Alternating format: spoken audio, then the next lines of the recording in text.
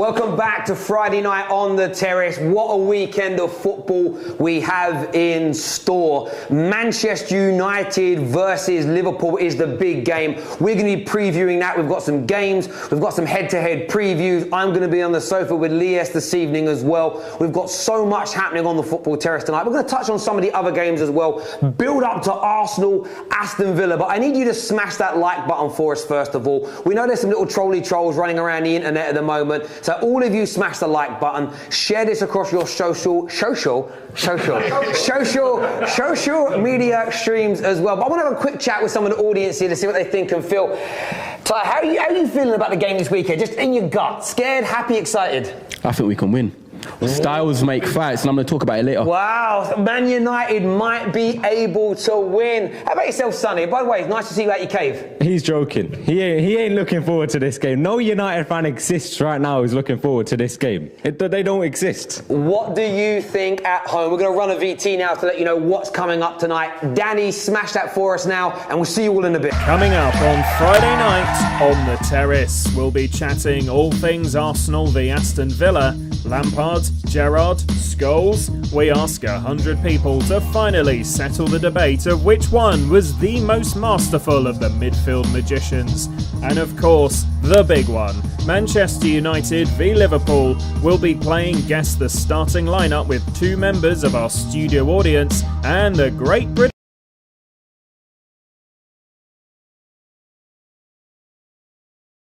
and more coming up on Friday night on the Terrace, and it's live.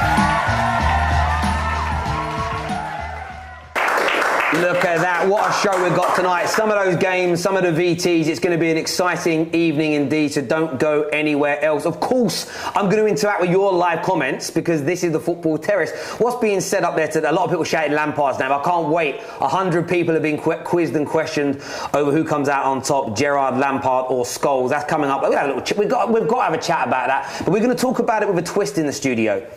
We're going to talk about it from the angle of what would they be called or referred to as now? Stat padders, passion merchants, eye test gurus, whatever. We want your thoughts and your feelings on that as well. What else are the comments saying here? I'm seeing a lot of soul in the comments. Audio is perfect. Yes! Yes! Do you know what? Listen. Is it audio perfect? Audio is fine. Oh my God, we're getting compliments. Go. We're getting compliments for the. Oh, I want to cry. I'm actually going to cry. This was better than when my kids were born. This is amazing. So it's going to be a good show tonight. All good stream-wise. Loving that. Make sure like buttons are being hit. Get your super chats in as well. The competition for the Football Terrace is still running. So I don't have the golden envelope here with me. I will bring it next time. There's a secret football phrase in there. And if you super chat and guess the phrase right, it could be offside trap. It isn't. Someone else already guessed that. It could be passion merchant. It isn't. Somebody else has already guessed it. If you get it right, you win a football shirt of your choice. And every 2 weeks, we add a new prize to the pool. So if it takes 3 months for someone to guess it, you're going to win football shirts, computers, podcasting gear. That's what the Football Terrace does to give back to its viewers. Now, I've got Lies here with me on the sofa. How you doing, bro? I'm good, bro. I'm good. I wasn't prepared for this. I thought I was going to be over there with them, but it's an honor. I know. We gave you a thought what we'd do. I thought I'd reward you for being so good to the Terrace the last few weeks, turning up to all the shows and getting you in here to have your say. Looking good as well. I'm liking the United shirt. Listen, I got to represent once in a while. That looks good. We've got a new wide camera angle as well. I quite like that also. We can just about see Anthony's arm in that. I think it looks a little bit more gangster with less headroom. Plus, Lies is really short. Lies is really short as well. So we had to do it that way around. Short as in like 6'2", you know, that kind of short. Absolutely. But there's so much to go through tonight. We're going to jump over to KJ in a minute over in the Legends area because we're going to be talking about Arsenal versus Villa. I forgot. It's been a long day. It's been a long day. Arsenal versus Villa. Remember, we're live after that game on the Football Terrace in this studio for the match reaction show, so stay with us.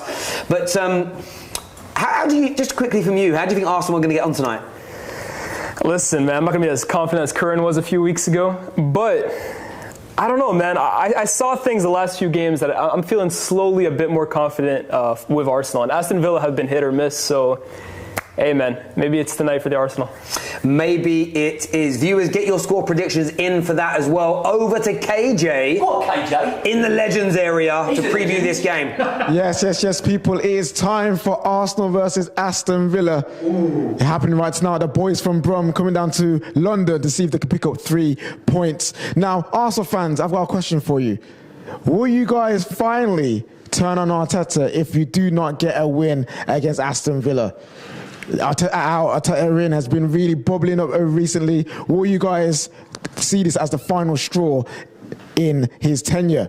Now, Aston Villa, though, they're not on good form. They lost to Spurs, and also they suffered a late comeback defeat against their rivals Wolves. Can Arsenal take advantage of that? I want to go to the fans here with us today. So, Rack, Aston Villa not on good form. Can they come here to London and pick up the 3 points against Arsenal? It depends which Arsenal show up, and they're so unpredictable, and Villa have been too. Look, Arsenal at home, I think they can do enough to win, but it depends on who shows up for Arsenal. The simple answer there. And we're going to go over to man like Ty Arteta. Similar to the position to Ollie. Do you think this will be the final straw for Arsenal fans if they do not pick up a win at home against Aston Villa? No, I don't. Even though they drew against Crystal Palace on Monday, I think since he's been in the job, he's had many rocks thrown at him anyway, and he's still come through it. So just because it's another rock, it doesn't mean this is going to lead to the sack. So I think he still survives, whether win, lose or draw. Okay, fair enough. And last one, what do you think Arsenal need to do differently from their previous games to win this game against Aston Villa? I think they need to learn how to play football properly. Arsenal, they had a good month last month, but at the same time, they are a club in disarray, and they need to improve across all areas. If they want to compete and get back into the top 4, that's a long journey for them. Ooh, and scathing Arsenal there. We're going to do some quick score predictions. Sonny. 1-1, which is a good result for Arsenal. There you go.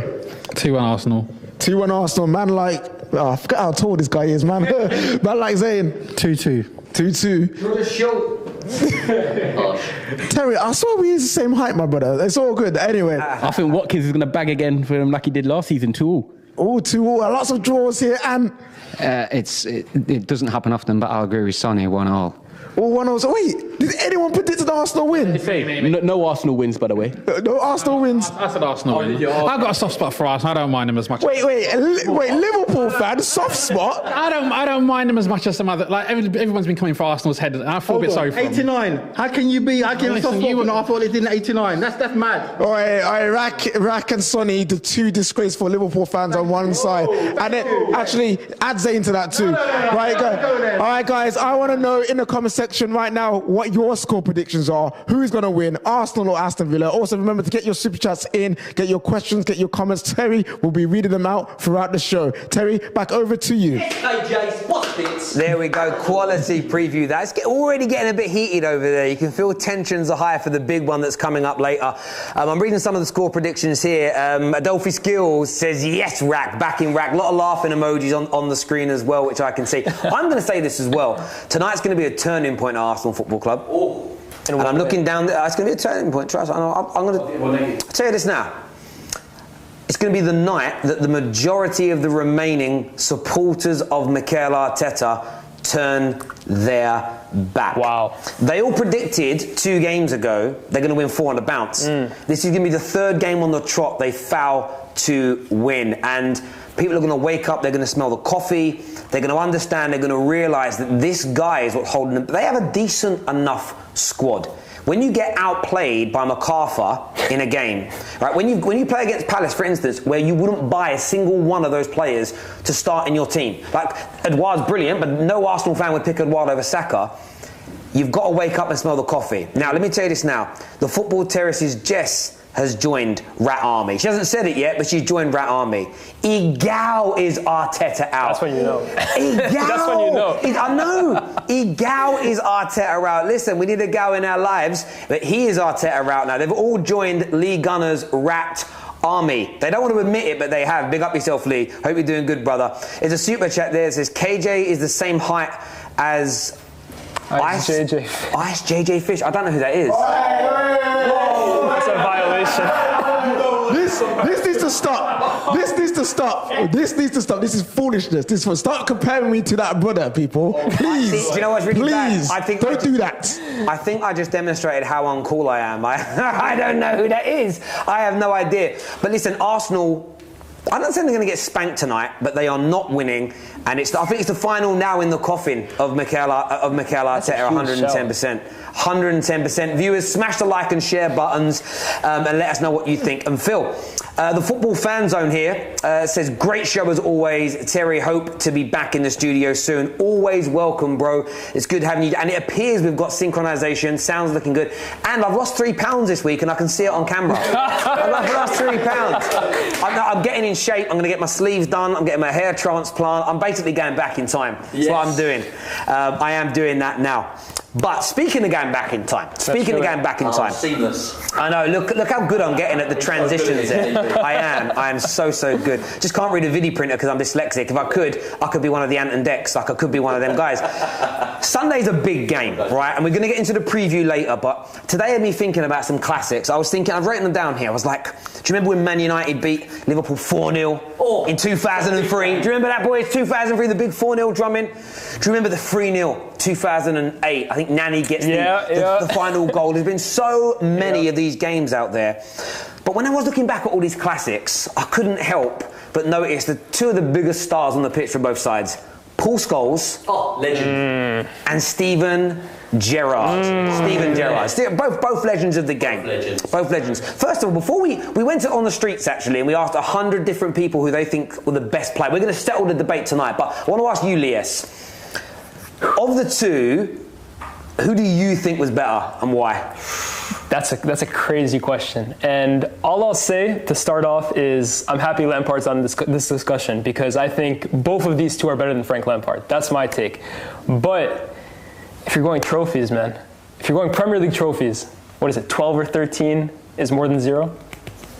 Yeah. That's my take on it. Math isn't my strong suit, but... Maths, you're about right. Look, everyone knows I'm going to pick Paul Scholes, purely biased on that. I think he has brilliant statistics for a player in his position. Yep. He passes the eye test more than anybody else. Brazy eye test. And he won everything. Yep. What about in the Legends Corner? What are we saying over here in the Legends Corner? Tie. Let's get a tie first over there with KJ. Yes, I'm so glad that you said that because I think exactly the same. I'm sorry, but if you look at players like Scholes and Gerrard, Scholes, there's not many that can come compared to him. When you look at Gerrard, there's players that can be like him. And you look at the trophies, Scholes has won, Gerrard hasn't won the Premier League.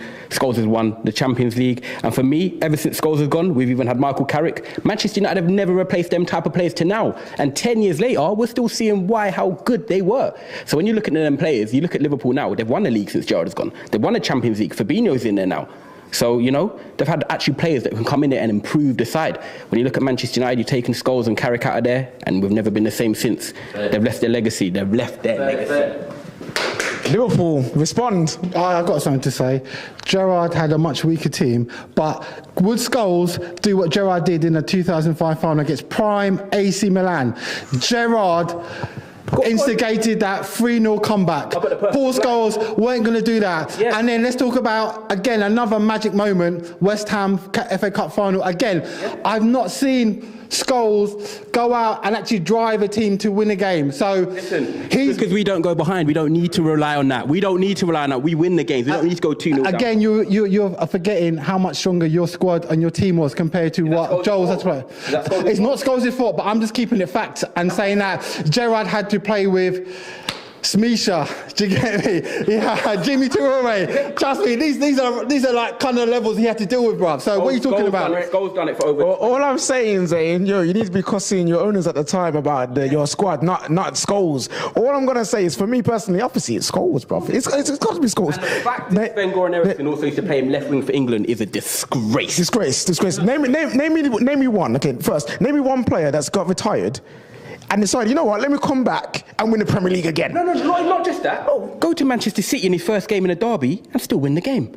Hang on, can I just say something? For anyone backing Scholes, what's the main reason they're saying trophies? If someone can find me the definition of what trophies means, it's a team gathering, it's a team collection. With Gerrard, he's the only one where you can look at the argument and go, Gerrard can do what Lampard done, Gerrard can do what Scholes done. Do it reverse, it don't work like that. Wait. Gerrard can do what Scholes did. Bruv, yes. Paul Scholes is a generational midfielder for England. Listen, when you've got legends of the game praising Paul Scholes, when you've got them naming their sons after him, no one calls their son Stephen. They call him Paul though. No, why? Because Paul bloody Scholes is the best. Right, Terry, we're gonna go back over to you now.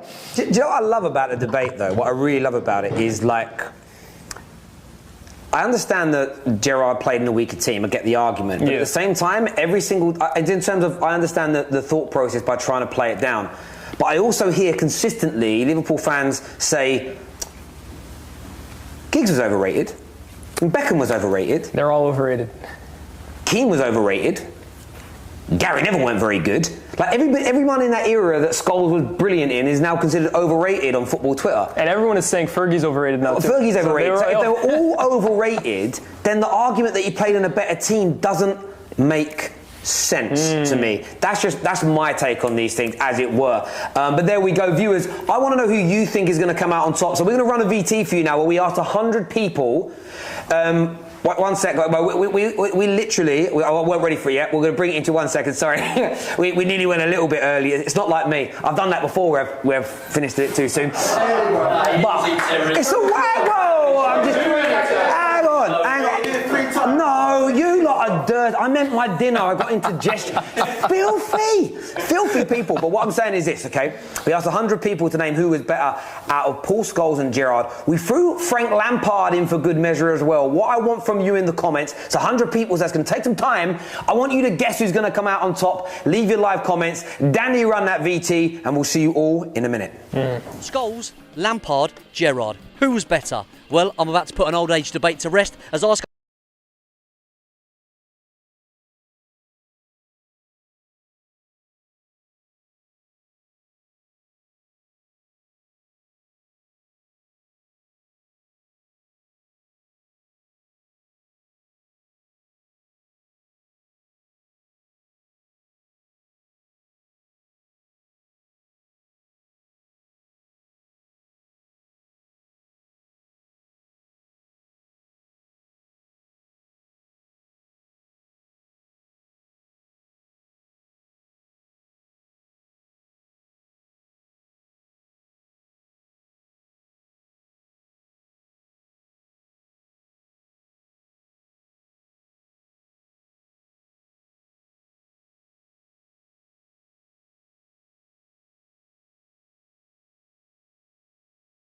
Spot for Lamps. I'm a Chelsea fan, so I've got to go Lampard. Gerrard.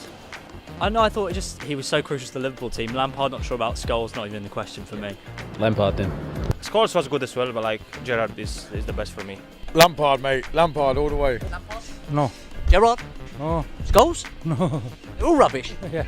Frank Lampard, let's go. Scholes. Yeah? Why? He had everything in his game, and he'd done everything in his game. He completed everything in his game. Gerrard. Yeah. Scholes. He had everything, didn't he? Scholes. Lampard. That's the defender from Chelsea. My son supports him. He's a defender fan. Gerrard. I think Gerrard was a better midfielder, even though he did slip up. Lampard. Ooh, Lampard, I reckon. Paul Scholes, Lampard or Gerrard? I like Portugal, so Portugal is always better for me. Gerrard. Oh, Gerrard looks. Scholes, Lampard or Gerrard? I have no idea. I don't watch football. Joking. No. Hello, mate. Lampard. All day long. All day long, eh? He was just great. Midfield player. Didn't stop scoring. I'm going to have to go for Gerrard. Lampard. Scholes all day. Scholes. Scholes, yeah? Lampard. Lampard? Yeah, I'll say Lampard. Scholes. Gerrard, possibly. Scores. Lampard. Gerrard. Gerrard. Who's better, Lampard, Gerrard or Scholes? Lampard. Defense, Lampard. Gotta be Gerrard. Scholes. Any day. Scholes. They didn't even finish. Scholes. Scholes for me. Controlled the play, didn't he, for United over the years? Lampard. Gerrard. Gerrard. Gerrard. Who? Scholes. Lampard or Scholes? Scholes. Paul Scholes. Oh, Paul Scholes. Paul Scholes, yeah. I'm a Chelsea fan, so I have to say Lampard, but Scholes is probably the best in it. Yeah. Yeah. You reckon? Xavi and Iniesta and all them think he's the best. That's then it, Zidane and... Lampard. Gerrard. Why? I love him. Of course, Scholes. Scholes. Scholes. Paul Scholes. Lampard. Yeah. Scholes. Yeah. Why? Goals he scored. Scholes. I'm a Chelsea fan, so it's got to be Lambs. It's just, I mean, he was a terrible manager, but he was a great player. That's it. But I mean, if I'm being honest, I'd say Scholes. Gerrard for you? Yeah, he could just do everything, couldn't he? He could defend, he could tackle, he could run with the ball, score goals. Scholes, probably the better player. Why? Because I hate the other two. That's a great reason. Lampard. Well, Zidane always said Scholes, so I'm not going to go against what Zidane said. Scholes, obviously. Obviously. Because he's from Manchester, yeah. Lampard. Gerrard. Lampard. Lampard? Yeah. Lampard. Why Lampard? Oh, he's just a nice guy, a good footballer. Gerrard, yeah. Oh, I'm going to say Gerrard, to be honest. Gerrard? Why Gerrard? Gerrard. Scholes. Gerrard. Me personally, I think Scholes was the magician. Scholes. I like the colour blue, so Lampard. Gerrard. Why Gerrard? Liverpool fan. Lampard. Yeah, it's got to be Lampard. Yeah, I love Lampard. Paul Scholes. Scholesy? 100%. I just think his vision, his technical skill and his knowledge of the game tops both Gerrard and Lampard together. Lampard. Just better, score more goals, providing more assists. I like the name Gerald. Gerrard. Well, I don't know Scholes very well, but Lampard, Yeah. I give him credit, yes. I've seen him play. He plays well, and I've not seen him sort of fall over and make a scene too many times. What, like Gerrard? Yes, exactly, yes. I prefer rugby, Oh, you're a rugby lady, are you? because they're real men. Tony Adams. Ah. Lampard takes it by 1 point. Gerrard and Scholes there on 33 apiece. It just goes to show how close that debate is. Chelsea fans are absolutely going to be buzzing after that. But it made me think about this though, watching that.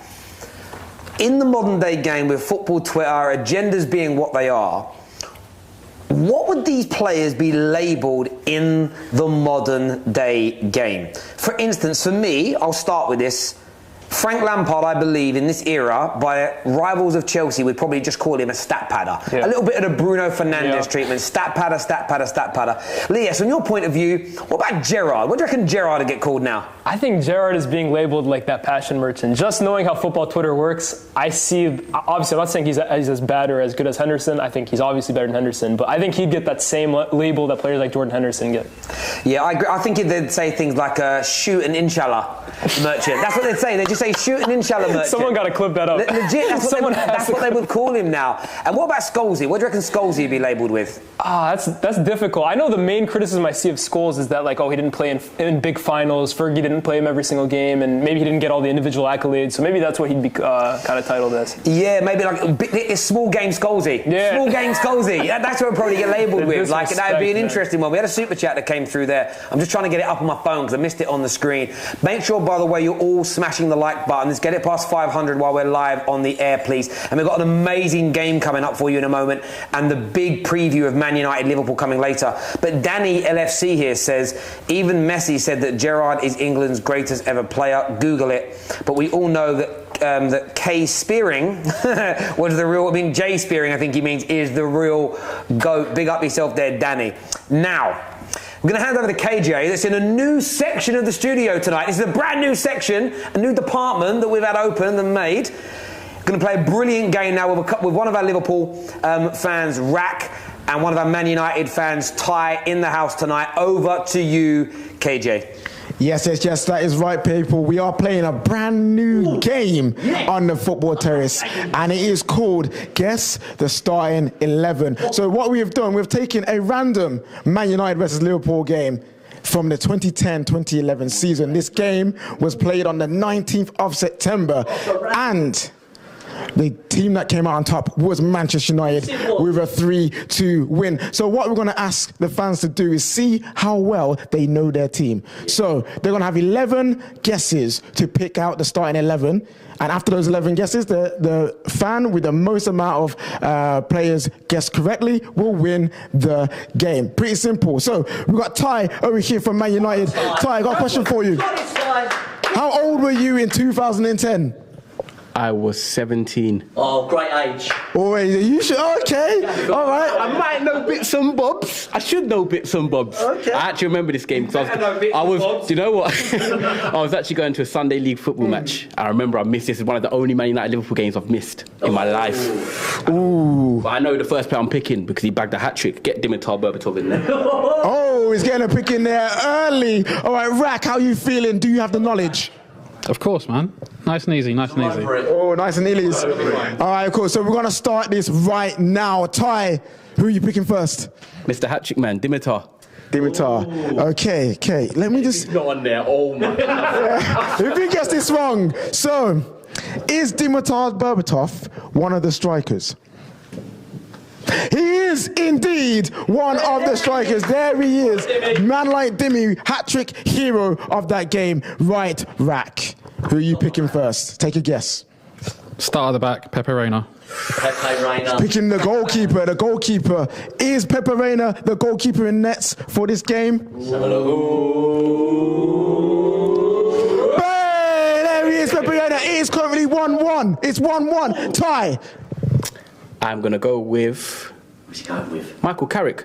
Oh, Ooh, is Michael Carrick on there? Here we go, 2010.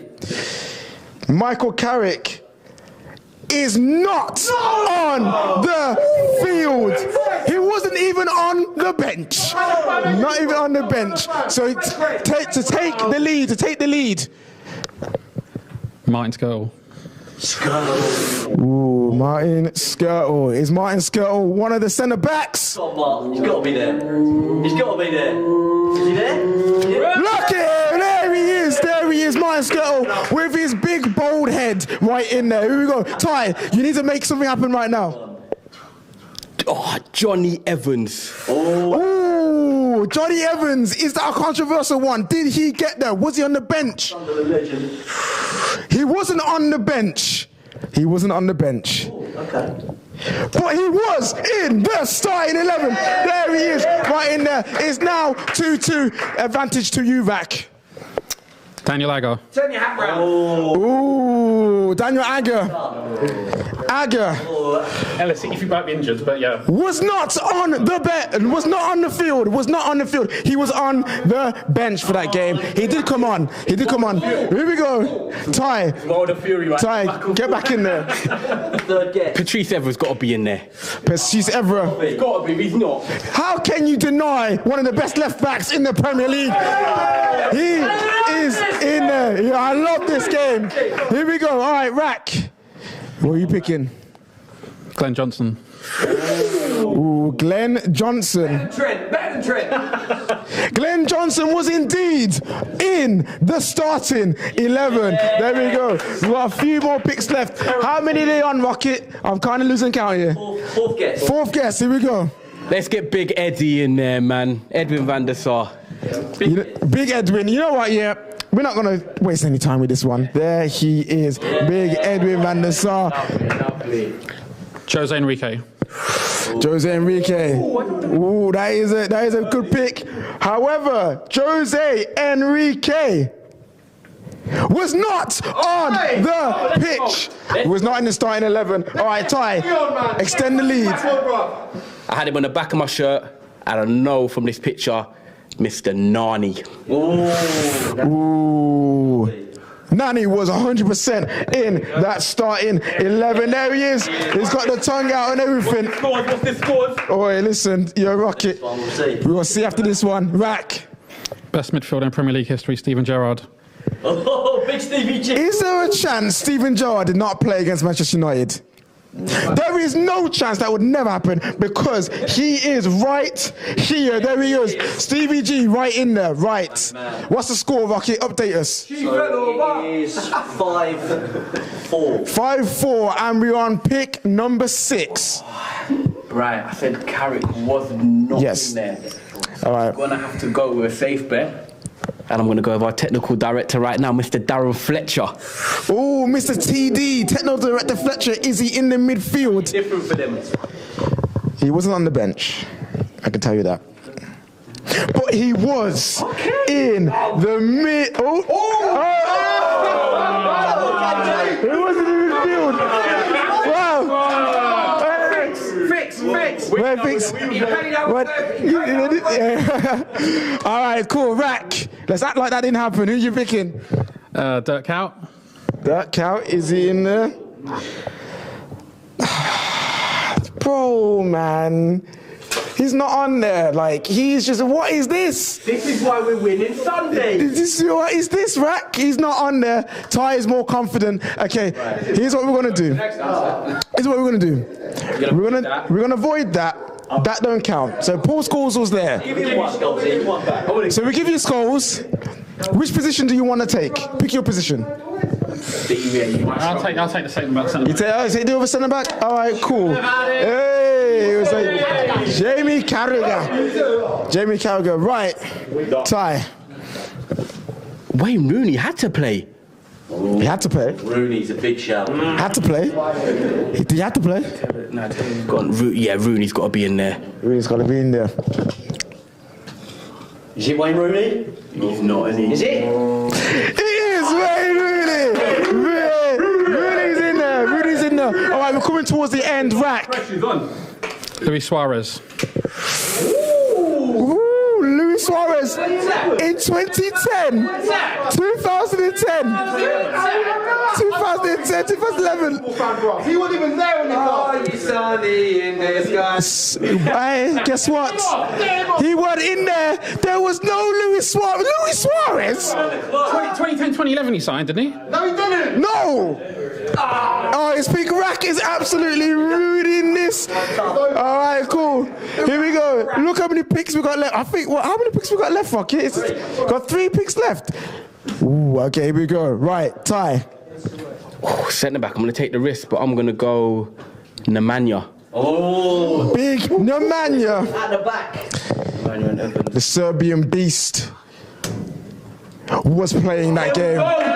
He was playing that game. All right, here we go. Oh, Rack. Come on, this is now for personal pride, Rack. Personal pride. Yeah. No. He's not a real fan. Shut up. Got found out, bro. Come on, man. You got this, man. I believe in you. Scratching your chin right now. Go on, just take a pic, man. Nah, I mean, he wasn't even playing for us at that time, but Daniel Sturridge, but he wasn't there. He wasn't. Oh my God, it's not Fabinho.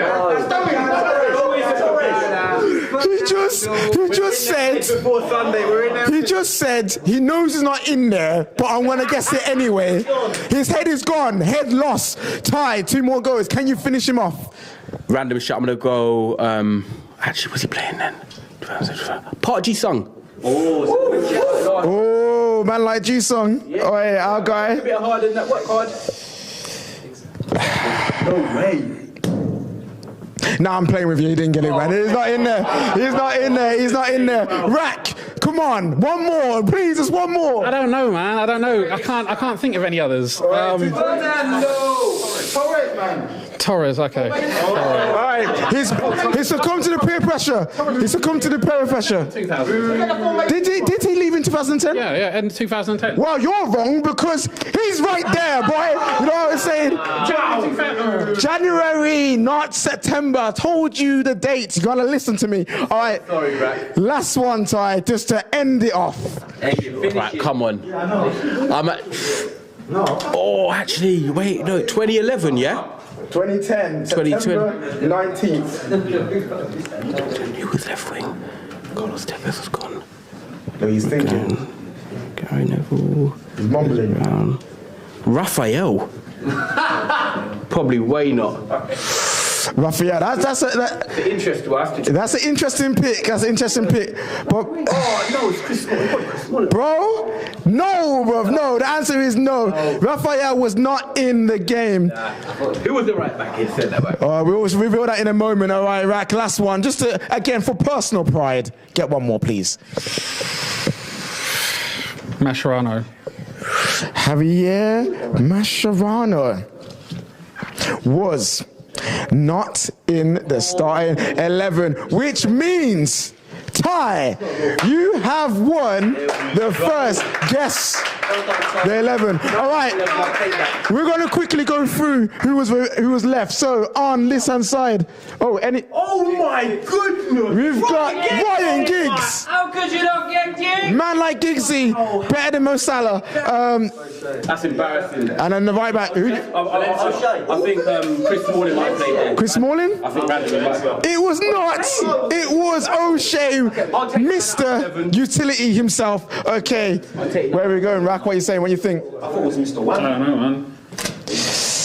Who is that guy? I don't know who he is. Oh, yeah, Kaczewski. You know what it is? I'm used to his hair. Yeah. All right, here we go. No midfielders then. Go on, Rack. The Roy Hodgson era, it's probably Stefanovic, whatever his name is, Jovetic, whatever the hell. No, okay, so, because Rack clearly don't know Wagwan, we had Maxi Rodriguez. We had Raul Morales. We had Christian Poulsen. And last but not least, it was Joe Cole. Look at these waste men. Look at these complete and utter waste men. All right, guys. Say one thing. Us winning that, we're in their heads for Sunday.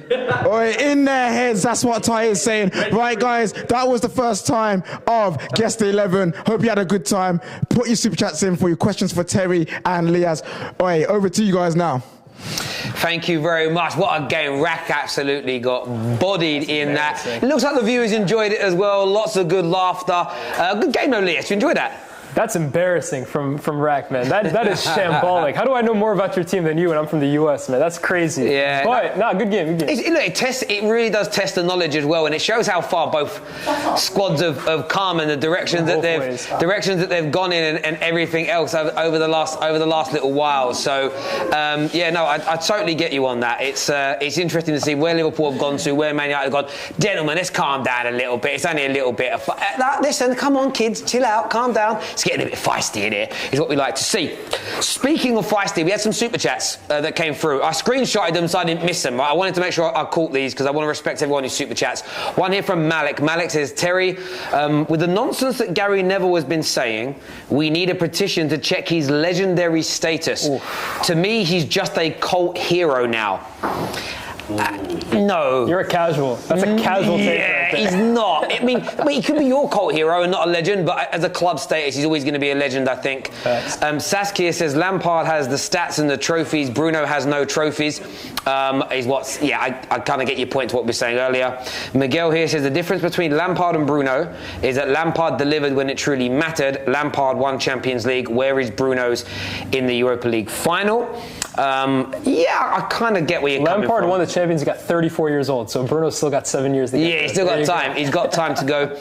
Artful Dodger here says this is the issue with having fans who jumped on the bandwagon and become Liverpool supporters after 2018. No idea of history. That was from the Artful Dodger there. Thank you very, very much indeed. Now, Steve Bruce lost his job this week. Steve Bruce lost his job. I think Brucey. I love Brucey. I'm a Man United fan. It was a dot on the cards, wasn't it? This is like 2 years too late. But go ahead. Yeah, it was too late. We knew it was going to kind of happen. There's been a lot of outrage about it though. Like Newcastle fans seem sort of sickened by the level of sort of praise and whatnot that he's got from the media. Does that make sense? Yeah, I'm kind of with them though. Honestly, Steve Bruce did not do a good job at Newcastle, no matter what way you want to spin it. They were destined to go down, whether it was last year or the year before. It was going to come. So I think this is the right decision. Plus, they have all this money now. They're trying to get to places. Steve Bruce was never going to be that guy. Yeah, he wasn't, and I understand why it's come. He got his 1,000th game, he's going to move on. I do feel sorry for him with the level of abuse that he took, like people talking about his weight and cabbage head and things like that. Like it must not be nice to hear, but it's part of the modern day cycle, I suppose, with social media. But what we had happen this week, we sent Tom, who works for us here at Give Me Sport, he went out and about and he reviewed 6 of the most brutal Premier League sackings in history. We're going to take a look at that now, and when we return, we're going to be previewing another big game this weekend, West Ham versus Tottenham. Big one. Danny, run that VT for us.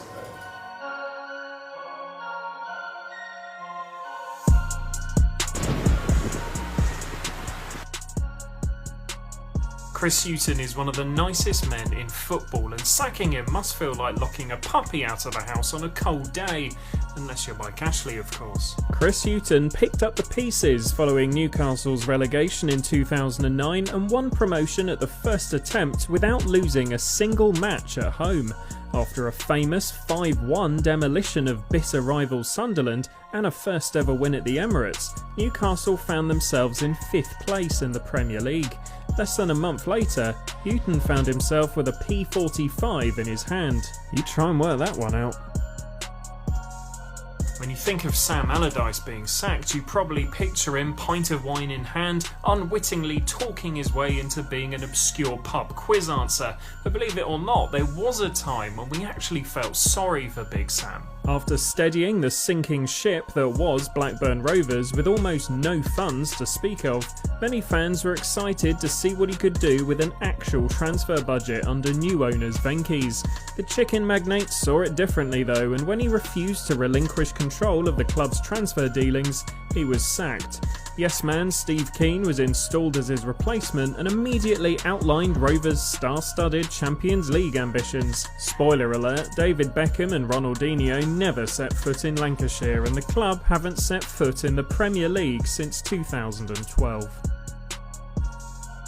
After 2 impeccable seasons with Chelsea, Jose Mourinho was on course for an unprecedented quadruple in May 2007, but by September of that year, he was gone. 2 Premier League titles, 2 League Cups, an FA Cup and 2 Champions League semi-finals, and his first 3 seasons at Stamford Bridge was quickly forgotten following a 1-1 draw with Rosenborg in the Champions League. Roman Abramovich confronted Mourinho in the tunnel after the match, to which the Portuguese dared the Russian to sack him. Did he resign? Was he pushed? Either way, it was the Chelsea owner's ego that allowed the greatest manager his club had ever had to walk away that night. You know the saying, one day you got a great job, then you're touted for an even better job, and then you have no job. Catchy. After guiding Tottenham Hotspur into the top 4, Harry Redknapp was the name on everyone's lips following Fabio Capello's resignation as England manager. The weeks that followed, however, saw him morph into Droopy the Dog, get overlooked by the FA in favour of Roy Hodgson, have his Champions League place hijacked by 6th place Chelsea, and then get sacked by Daniel Levy. Damn, life comes at you fast sometimes. You'd think that winning the Premier League with 5,000 to 1 rank outsiders would earn you a job for life. Unfortunately for Claudio Ranieri, lightning must strike the same place several times in Thailand, because for Leicester's owners, one miracle just wasn't enough. With the reigning champions sitting 1 point above the relegation zone, but still alive and kicking in the Champions League, the Italian went from Nessendorna to the trapdoor in 10 short months.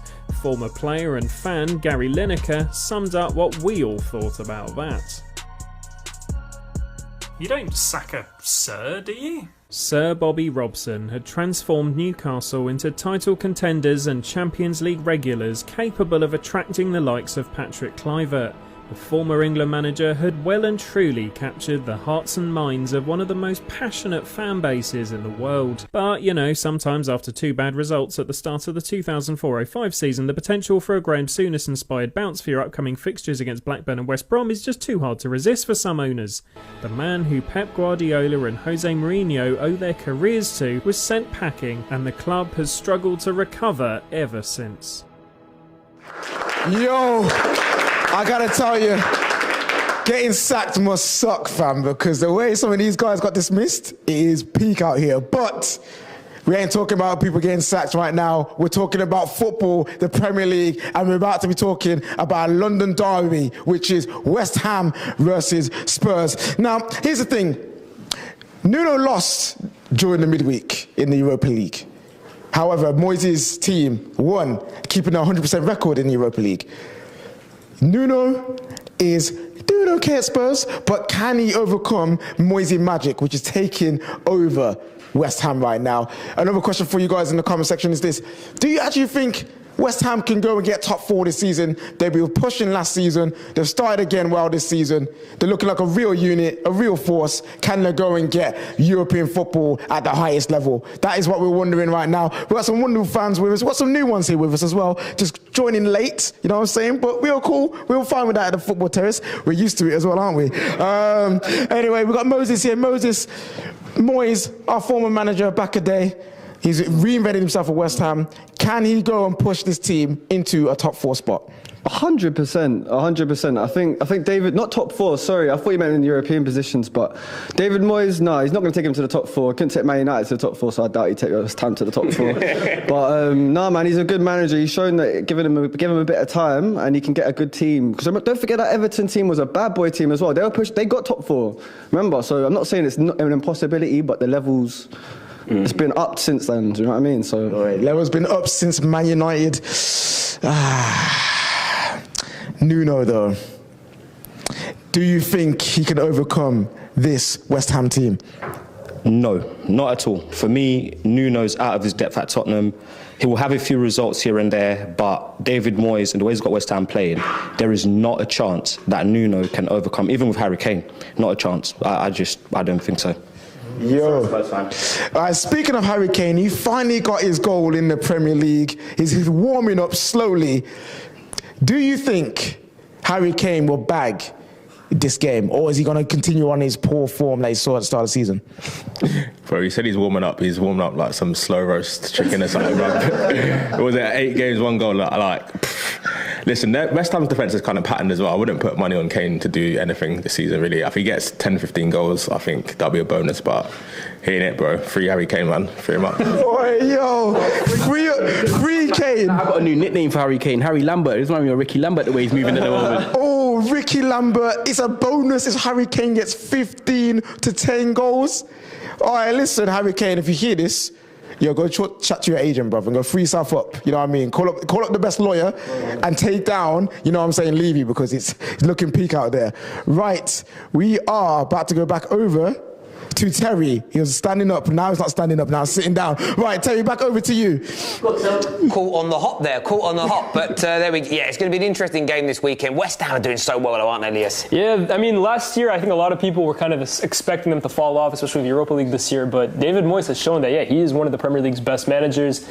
They're looking good, man. Declan Rice, balling.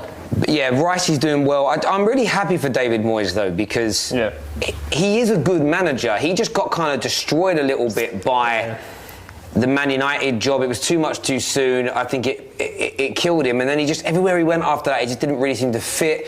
It's almost like everyone lost their respect for him. Then, you know, it was suddenly he just wasn't this good manager who did such a good job in the era that he was at Everton, you know. I think that's kind of the worry that a lot of people have for Graham Potter right now, is if he goes to United right now, is the job too big for him? Could he eat him up? Because that's what it did to David Moyes. David Moyes had years of experience. I don't think people realise about a Man United is, I remember listening to Dimitar Berbatov, who said that he joined Man United and it was like Beatlemania. Everywhere he went, like he'd go away with Tottenham, he'd go away with Leverkusen, Champions League finals with Leverkusen, and just be able to walk around locally and nobody would care. He suddenly was a Man United player, he's getting that kind of pressure eats away at somebody. So they've done a really good job there. We have a super chat here from Hamill that says, "Hi Terry, big up. I just want to know that I'm interested in coming into the Friday night on the Terrace show. I'm an Arsenal fan and I would like to come on next year. I have sent you an email." Brother, thank you for the super chat.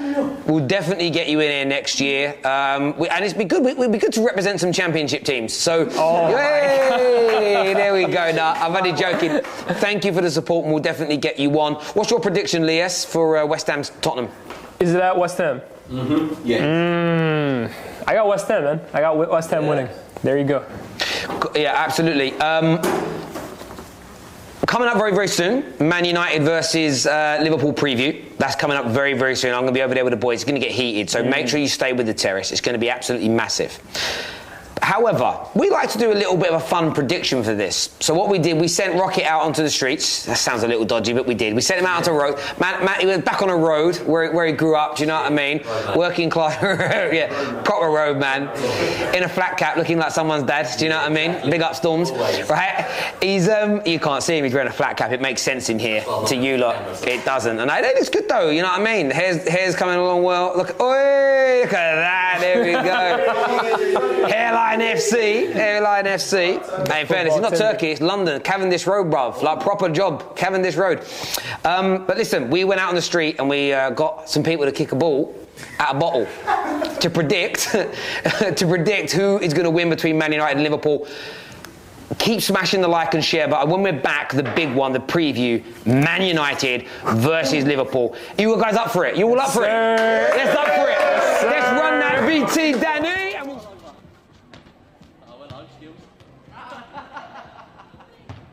Oh dear, oh dear. Oh, unlucky. Good effort.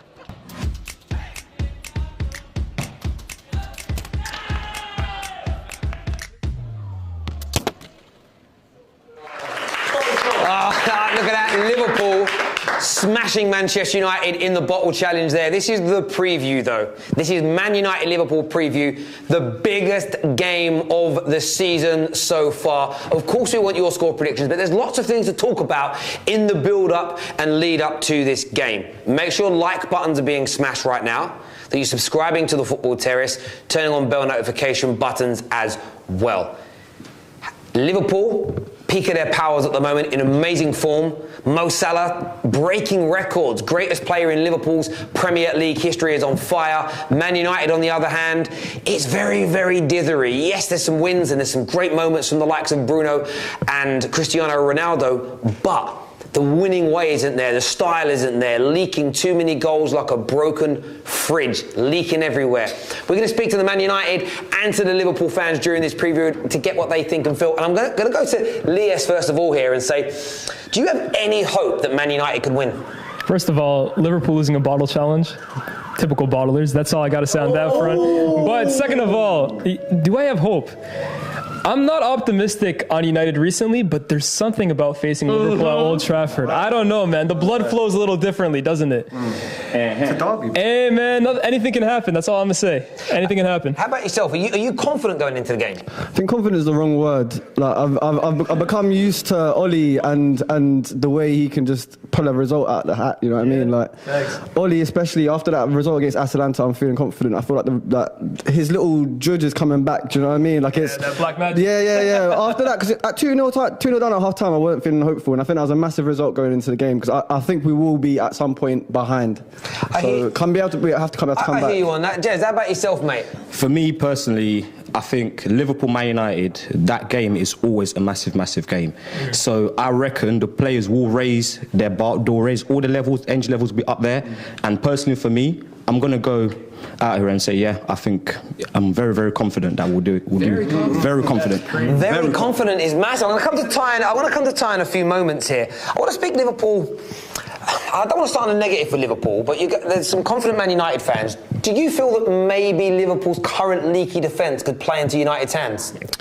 Listen, yeah, United's attackers, we don't want to be messing about with that. The way our high line's been pushing up recently, like if Rashford or Greenwood or Ronaldo gets in behind, it could be a bit peak. But listen, I think the defensive issues have been there, but I think when we want to keep a clean sheet, we have kept 5 clean sheets in the league this season. So we can do it again. Light work. I understand you on that. And Zayn, how about yourself? There's a lot of confidence here from Man United fans. What's your take? Do you think Man United have a chance of winning? Do you know what? I'm conflicted because do we slap him out proper and then get Oli sacked like we did Mourinho, bruv? Or do we play a bit safe, win 2-1 and let the man stay for the season? So that's the debate I've got, bruv. So I don't know what else to say on that, bruv. I hear you. Listen, I hear that. What about yourself, Rack? I know you recovered now after your game. You're recovered now. Okay. I mean, do you feel like Man United fans are right to completely write this off, or do you think it's the biggest derby in British football? We've seen it in the years that Man United were great, the years that Liverpool were great. this game is unpredictable, so anything can happen. But at the end of the day, if we keep control, we'll win the game. We got the better team, and it shouldn't be difficult for us. But we just need to keep control, because that's where it could get difficult. If we start losing our composure, then it's a different story. He says we've seen it before. Have we seen it before? You couldn't even get 5 of your players right on that one. From 2011, have you seen it? That's embarrassment. This guy, man. Sonny, bro, come back. I'd do right in there. So, Sonny, I want to ask you, a lot of people are talking about Liverpool scoring lots but leaking loads. Are you concerned that the Rashfords and the Ronaldos could exploit your backline? No, I'm not. And like I think one of them said just there, that when we want to keep a clean sheet, we can keep a clean sheet. This is the best attack in the league versus the worst defence in the league. For Man United fans, for their own sake, I wouldn't have any confidence for your own mental health. Put that on. Wow. I mean, so no confidence at all. I assume then you're predicting a big win. I'm expecting a big win. I'd be surprised by the end of this weekend if Ollie is still in a job. I think it can be that bad, and I think once it gets that bad in a derby like this, I think you're gone. You know what, yeah? Yo, hold on, people. I'm not wearing this shirt until the pagans are gone. All right, so I dare you to beat us by 5 goals. I dare you, because I dare you to beat us 5, 4, 3, whatever is a big win in your definition. Beat us by that, because I guarantee you this now, yeah. If they get Ollie sacked, yeah, that is the biggest mistake they will ever do in their life, because that new manager bounce is coming for the title, baby. I've said it. It's coming for the title. I hear you on that. So I know a lot of there's the talk about the high line. We've had Callum from Coppish and a few Liverpool fans on the football terrace in the space of the last day or so talk about how if Cristiano Ronaldo starts, Liverpool win. In fact, and I'll quote Callum, if Cristiano Ronaldo starts, Man United take a hiding. I want to ask Ty here, of course, from Never a Foul, if we just switch around a little bit there. Do you think Liverpool should be more respectful or more fearful of Cristiano Ronaldo? Big game player, gets the big goals, big moment. We've seen it against Villarreal. Anonymous gets the goal. We saw it the other day, quite anonymous, worked harder, got the big goal. However, I'm actually even going to say it. I agree with him. We have to start Cavani for me. If it was me picking that team, I know Ronaldo gets big goals, but I can see that he won't even touch the ball much in this game. I really do think we need Cavani. And the example I'm going to give, we played against Everton. Martial scored. But the attack looked much more balanced because Cavani presses, and when he presses, that means they've got to hit the ball longer. We overturn the possession quicker against Everton. And I'm telling you now, what are Liverpool going to do? Hit Salah over the top. Who's going to do that? Van Dijk. We can't give Van Dijk time on the ball. Ronaldo is going to allow him time on the ball. So it's a risky one. And the thing is, what worries about me with Ollie is that in big games, Ronaldo will stay on the pitch. Will he have the guts, if we're 2-1 down, 1-0 down, to make the change and take him off? No, we've seen it already. He brings on Cavani and plays him and Ronaldo together.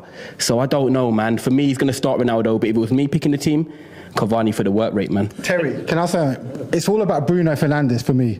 Quality, world-class player. If Liverpool shut him down, get him frustrated, we win the game. If we allow him to ball, then Man United have got a chance in the game. So that's what I'm saying. So forget Ronaldo. Bruno Fernandes is the key for Man United to win the game or not. And if we can control him and shut him down, it's a wrap. Terry already made the mistake. Terry already made the mistake the other day of saying Ronaldo shouldn't be on the pitch. So I know he's not going to say anything on that regard, huh? You know what? I did. But I get you that. But if he scored, though, I get your ideology, though. When you're talking the facts. The thing is, guys, we're forgetting one thing. I don't think Ronaldo is the issue here. It's the balance of our attack. Yes. That game we just saw, we had Greenwood, who's a shooter. We have a Ronaldo, who's a shooter. Rashford is a shooter. And Bruno Fernandes, who is a shooter. Like, he's creative, but yes, he also likes to shoot. What our issue is, for me personally, is like, we need to balance that creative force in the attack. So we need a Jadon Sancho. If Martial's fit, we need a Martial. We need people who are willing to facilitate the attack and not try and score all the time. And I'm going to say this now, I love Mason and I love Ronaldo. Those two can't play together. It don't work.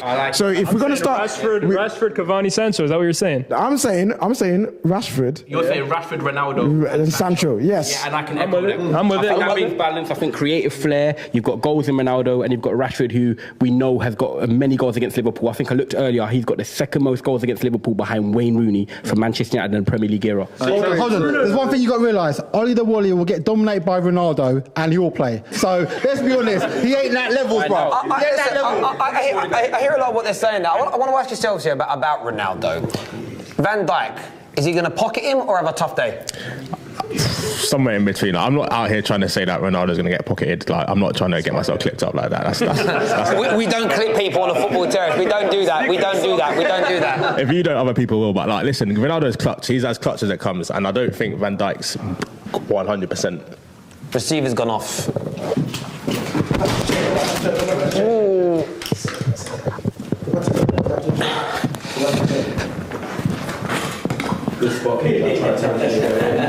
I'm not too sure what happened here, ladies and gentlemen. I think a receiver might have just gone on the camera. We're going to get that replaced for you in just a moment. I think that was KJ's shout. Of Sancho starting in this big game. The camera's like, I'm going to cut off from there. Make sure you stay with us. We'll be back with you in just a few moments' time. But I think what's interesting for me, a few people were asking me my thoughts and my feelings in relation to this game. And I just want to say this. I think Man United are going to lose. That is my thought and feeling on this. But there is a message within this now to Chelsea, Liverpool and Manchester City. I believe by the end of this weekend, we will be 6, 7 and 8 points behind these teams respectively. With 8 games played. But that isn't the point I'm making. The point I'm making is going to be very, very simple indeed. If any of those managers allow Ole Gunnar Solskjaer, so if Tuchel, Pep, or Klopp allow Ole Gunnar Solskjaer to recoup 6, 7, 8 points from this stage of the season over them, it's a sackable offence.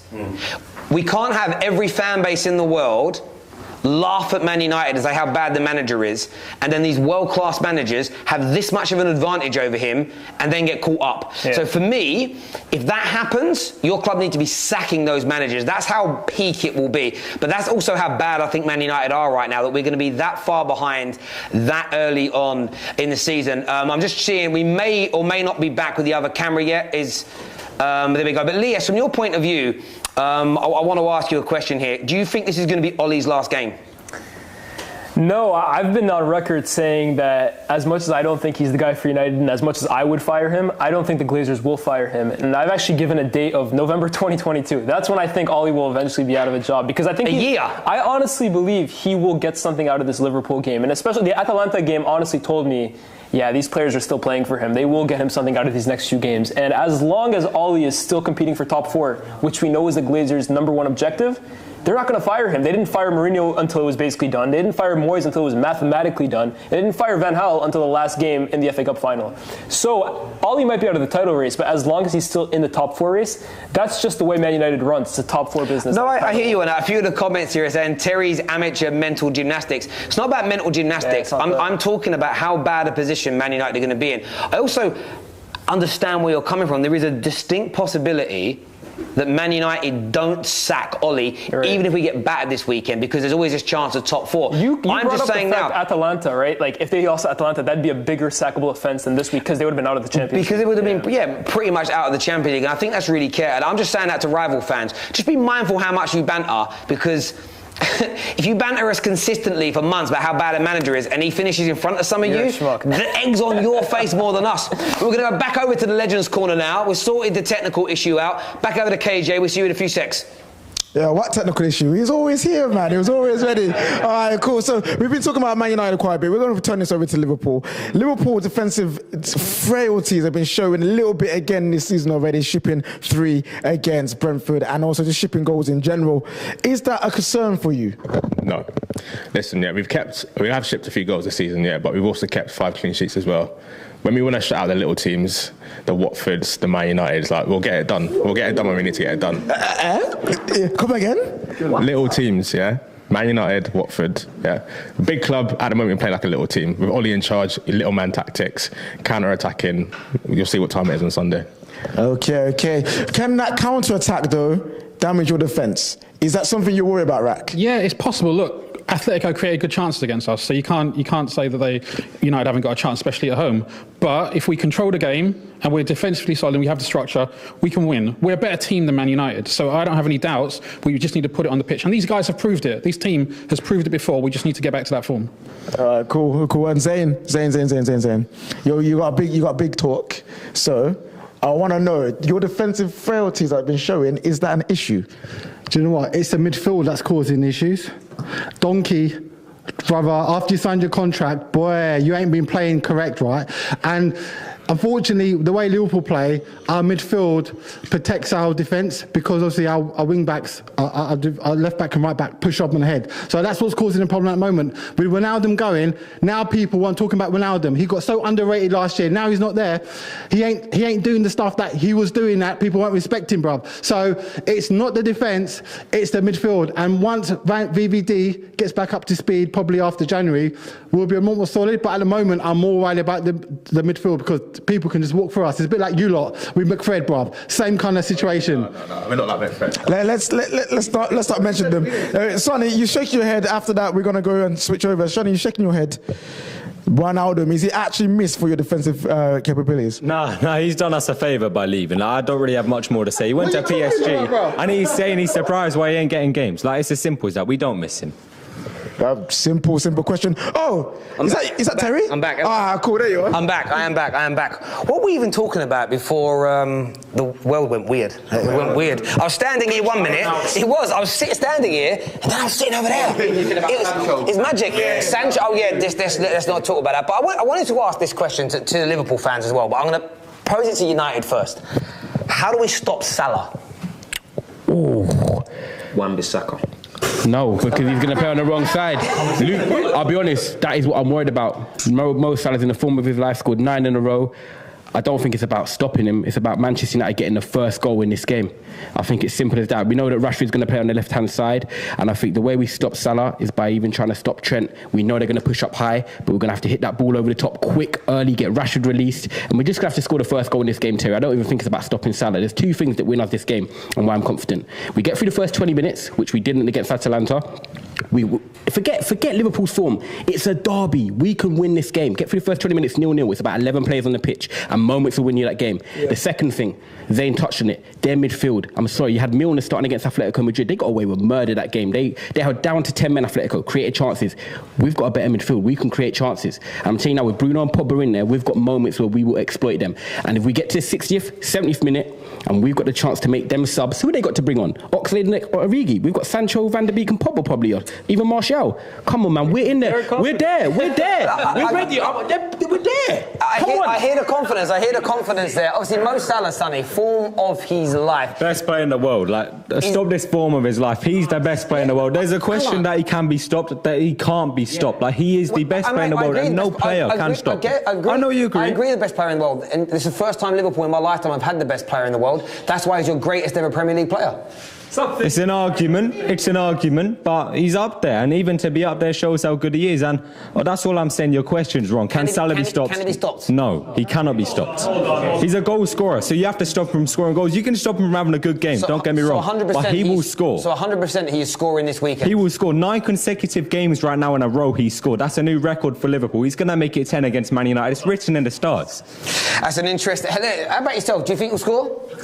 He will probably score, but again, what people are forgetting is all of your players will be so distracted by Salah that Mane or Firmino, whoever plays, will probably bang in the goal. So for me, it's a win-win, because either you stop him and you're getting half your team focused on him, and then we expose your gaps, or he just sits down your dead defenders anyway, bruv. You have another highlight clip, bruv. Do you get me? Sit them on the floor. Sit the dead defenders. Look, we're going to do score predictions now. We want your score predictions at home, ladies and gentlemen. Get those in the live comments, or if you're watching the playback, in the comments section below. We're going to start with the home team first of all. Lies, what's the score going to be? I'm nervous, man. 1-1. 1-1. KJ? Yo, screw it. Every time I do this, it ends up being true. We're going for a shootout. 3-3. Just, literally, everyone just madness. 2-1 United. Look at the confidence there. Yeah. You got it. I'm going 3-2 United. I'm going 3-1 United. Rashford to score 2. That's what I'm saying. Wow, some confidence there for the Man United fans. How about yourself, bro? 5-2. 5-2 Liverpool. 2-0 Liverpool. We'll get the first goal and then we'll catch them on the break. 2-1, so Oli doesn't get sacked. Liverpool. It's going to be a 3-1, the repeat of when we sacked Jose. Wow. Really big, bold predictions there. I want to say this. Man United will score in this game. The likes of Rashford and Ronaldo will break that line. Liverpool are leaking at the back. There is no doubt about it at all. I think it'll also be a fairly even battle in the middle. Man United will be in this game. I even think United are going to score 2 goals. Yeah. Therefore, my score prediction is the same as yours. 5-2 to Liverpool. I know the derby talk. I know the Ollie Judge. I know what he does in big games. This just feels different. I honestly feel like it's going to be... You remember when we got beat by City 5-6-1 at home? When Liverpool beat us 4-1. 4-2 last year. I feel like it's going to be one of them results. It's going to be a very, very painful night indeed for Manchester United. I hope it isn't, but I think it's going to be. I want your thoughts and your feelings. Everyone who's joined us tonight on Friday night in this area, a big thank you. Big round of applause to all of you. Thank you. Big round of applause to Danny. Flawless debut over there on the text tonight. Well done, Danny, boy. Well done, Danny. Well done, Danny. Well done, Danny, over there doing his thing.